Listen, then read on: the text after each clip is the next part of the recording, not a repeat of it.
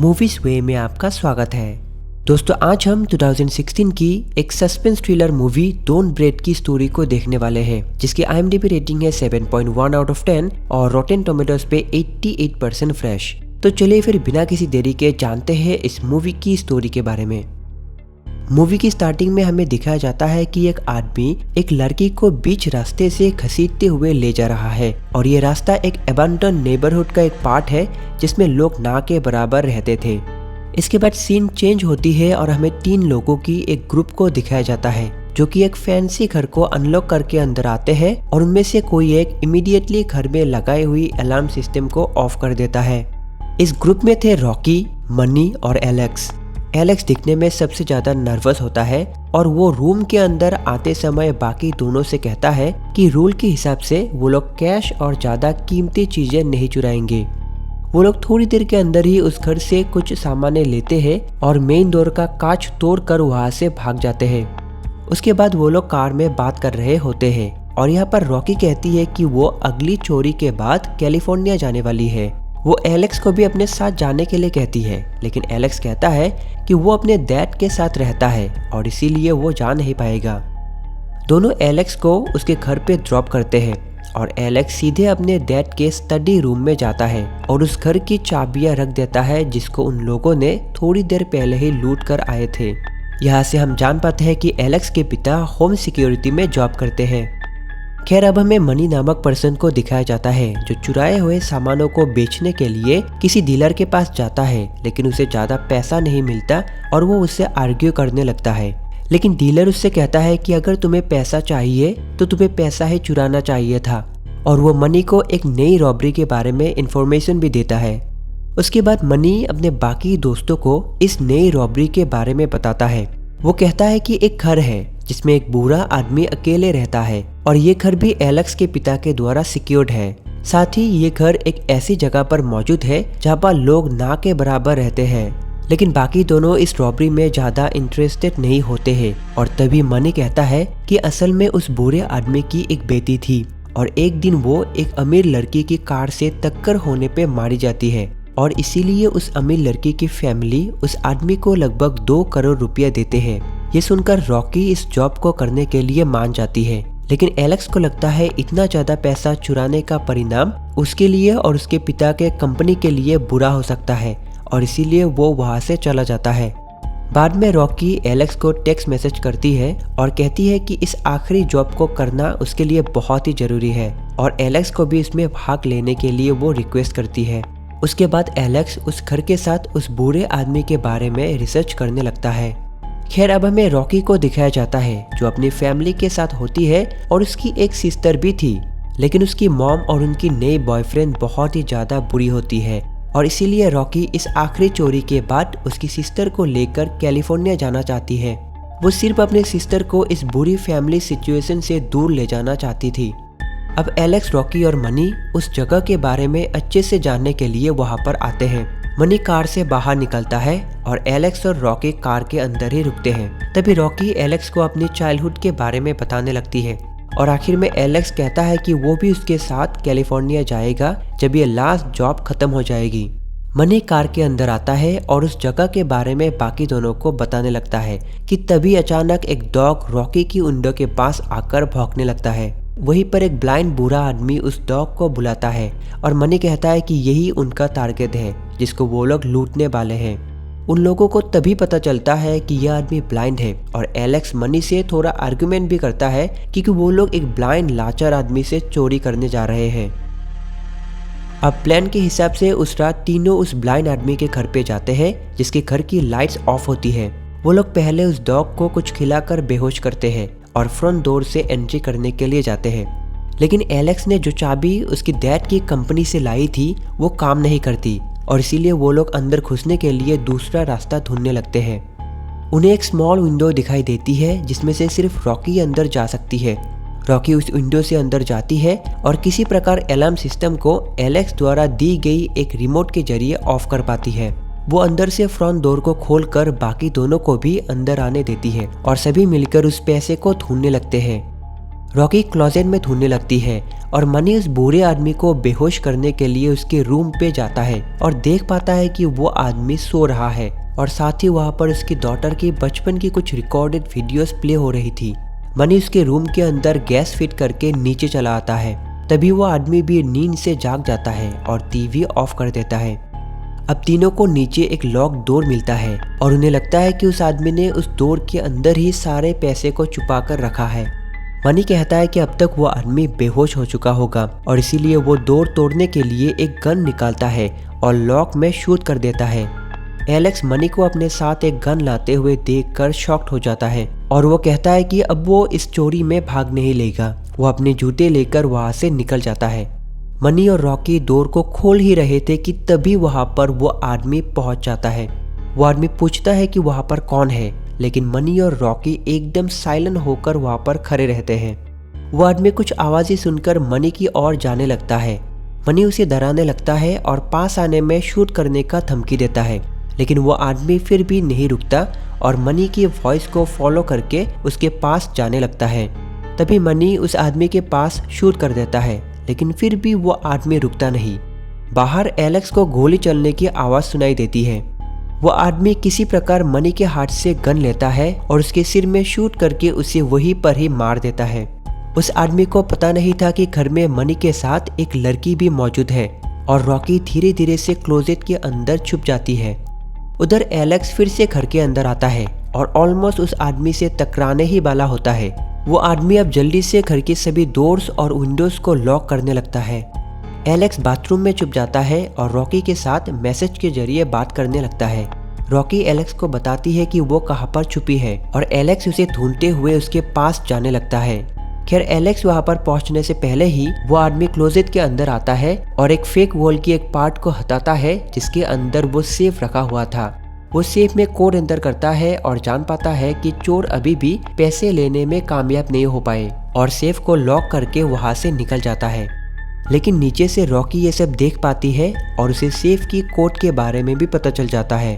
तभी Alex closet के अंदर आता है और कहता है कि उन्हें पुलिस को बुलाना चाहिए, लेकिन रॉकी मना करती है और सेफ खोलने लगती है। सेफ खोलकर वो लोग पाते हैं कि उसके अंदर 2 करोड़ से भी ज्यादा पैसा मौजूद है।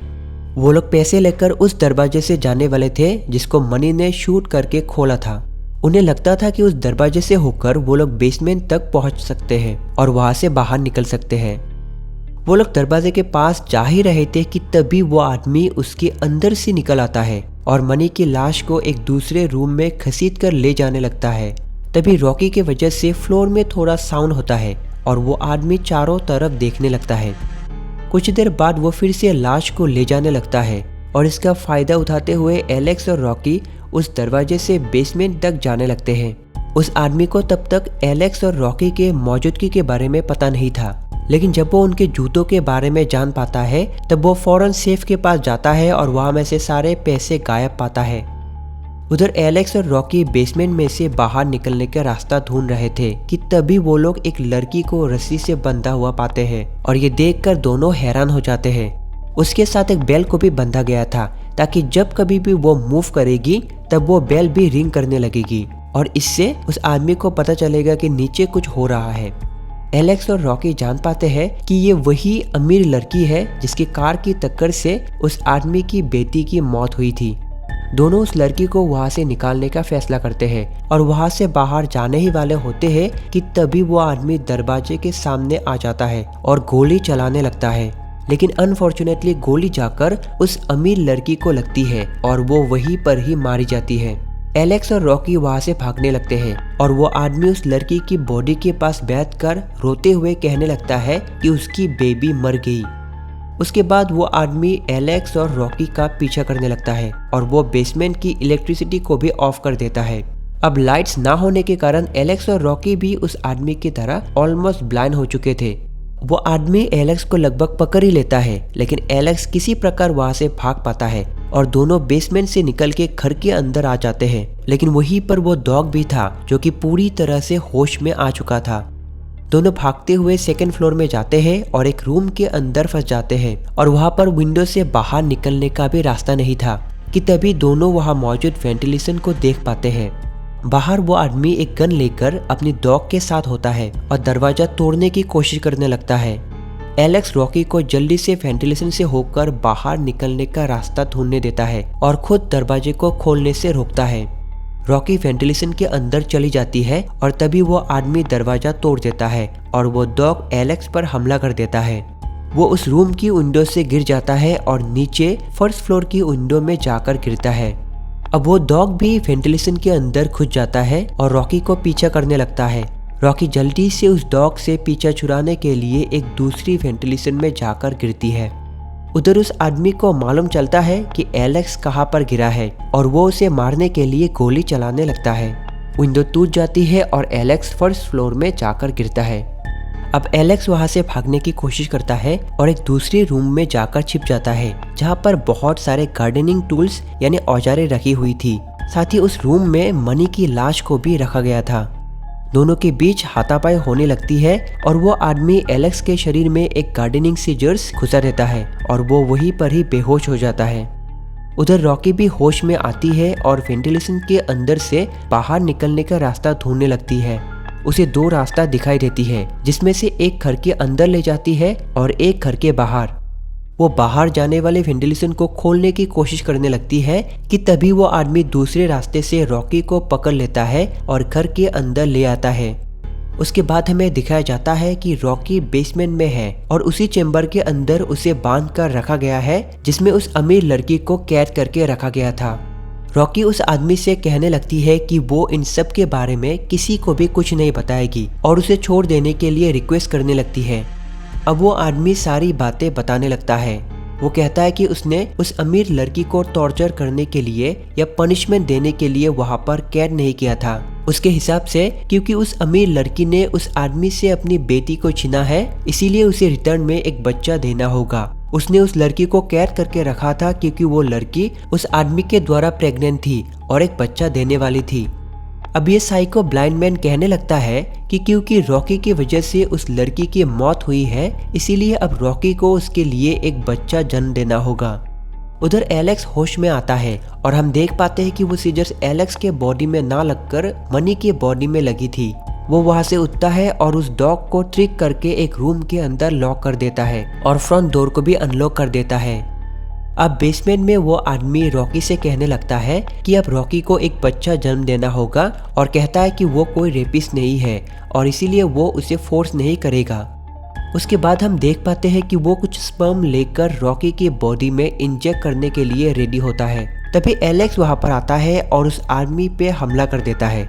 फॉर्चुनेटली रॉकी इस हॉरिबल सिचुएशन से बच पाती है और दोनों मिलके उस आदमी को बांध देते हैं और साथ ही रॉकी गुस्से में आकर उस साइको ब्लाइंड मैन को मारने लगती है। एलेक्स उसे रोकता है और कहता है कि अब यहाँ पर पुलिस को बुलाने का सवाल ही नहीं उठता और दोनों उस ब्लाइंड मैन को वहां पर बांधकर पैसे लेकर वहां से निकलने लगते हैं। दोनों फर्स्ट फ्लोर में जा पहुंचते हैं। एलेक्स डोर खोलने ही वाला होता है कि तभी वो आदमी जो बेसमेंट से भाग पाता है वो पीछे से एलेक्स को शूट कर देता है।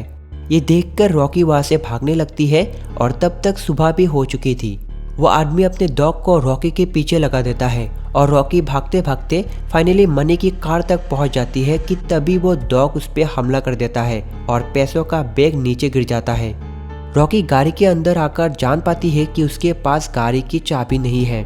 अब रॉकी चालाकी से उस डॉग को गाड़ी के अंदर लॉक कर देती है और खुद बाहर निकल आती है। वो वहां से पैसे लेकर भागने ही वाली थी कि तभी वो आदमी पीछे से आकर रॉकी को पकड़ लेता है और उसके बालों को पकड़ के उसे रास्ते से घसीटते हुए घर की ओर ले जाने लगता है। घर के अंदर वो एलेक्स के लाश को देख पाती है और साथ ही अलार्म सिस्टम की रिमोट को भी पाती है। वो घर की अलार्म को ऑन कर देती है जिसकी वजह से वो आदमी थोड़ी देर के लिए कंफ्यूज हो जाता है और इसका फायदा उठाते हुए रॉकी उसे एक औजार से मारने लगती है और वो आदमी बेसमेंट में जाकर गिरता है। अब रॉकी पैसे लेकर वहां से भागने लगती है और वहां पर पुलिस की एक कार भी पहुंच जाती है। उसके बाद हम देख पाते हैं कि रॉकी अपनी सिस्टर के साथ एयरपोर्ट की एक बार में बैठ रही होती है। वो बार की टीवी में चल रही न्यूज़ को सुनती है और देख पाती है कि वो ब्लाइंड आदमी अभी भी जिंदा है, लेकिन उसने अभी तक चोरी के बारे में और रॉकी के बारे में किसी को भी कुछ नहीं कहा था। खैर अब रॉकी अपनी सिस्टर के साथ कैलिफोर्निया में अपनी लाइफ फ्रीली बिता सकती है, या शायद नहीं। और ये हम जान पाएंगे जब हम देखेंगे डोंट ब्रेथ 2। दोस्तों, अगर आपने अभी तक द रूइंस मूवी को नहीं देखा है तो उसे एक बार तो जरूर देखना चाहिए, जिसमें दिखाया जाता है कि एक खौफनाक पौधा कैसे एक एक करके लोगों को खाने लगता है।